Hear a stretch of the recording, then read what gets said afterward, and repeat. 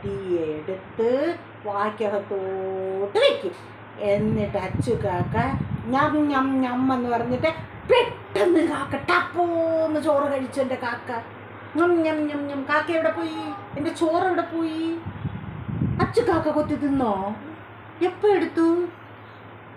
അച്ചടാ, അച്ഛമ്മ കണ്ടില്ലല്ലോ.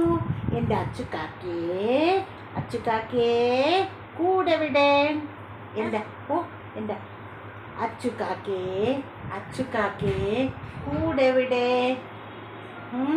എൻ്റെ അച്ചുകാക്കേ കൂടെ വിടെ? അച്ചുകാക്കയുടെ അച്ഛമ്മ ചോറുരുട്ടി ഇങ്ങനെ വയ്ക്കും. അച്ചുകാക്ക അത് കൊത്തിയെടുത്ത് വായിലോട്ട് വയ്ക്കും. വായ്ക്കകത്ത് വെച്ചിട്ട് അച്ചുകാക്ക കൈയ്യങ്ങെടുക്കും.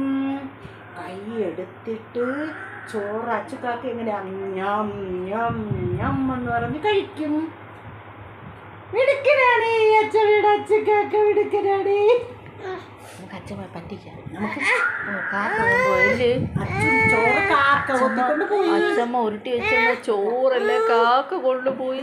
വീണ്ടും അച്ഛമ്മ കാക്ക ആ ഒരു ചോറ് ഉരുട്ടി അച്ചുകാക്കയ്ക്ക് വെച്ചിരുന്നു. അച്ചുകാക്ക പറന്ന് പറന്ന് വന്ന് ചോറെടുത്ത് വായിലോട്ട് വെക്കും. നല്ല കാക്കയാണ് അച്ചുകാക്ക. അച്ഛമ്മയുടെ അച്ചുകാക്ക ചോറ് വായിലോട്ട് വെക്കും. ഇങ്ങനെ വായിൽ വെച്ചിട്ട് വാ തുറക്കും. എന്നിട്ട് വായ്ക്കകത്തോട്ട് ചോറ് വെക്കും. എങ്ങനെ തുറക്കും അച്ചുകാക്ക? ആന്ന് തുറന്ന് ചോറ് വായിലോട്ട് വെക്കും. പതുക്കെ വെക്കും. എന്നിട്ട് പതുക്കെ കൈയെടുക്കും. അച്ചുകാക്ക ഞം ഞം ഞം അങ്ങനെ കഴിക്കും. അല്ലേ? എൻ്റെ കയ്യിലുണ്ട് ചോറ് എവിടെ പോയി? ഇവിടെ എങ്ങും കണ്ടില്ലല്ലോ. എൻ്റെ വായ്ക്കകത്ത് പോയോ? ആരെടുത്ത് കഴിച്ചത്? അച്ചുകാക്ക. അമ്മമ്മയാ കഴിച്ചു.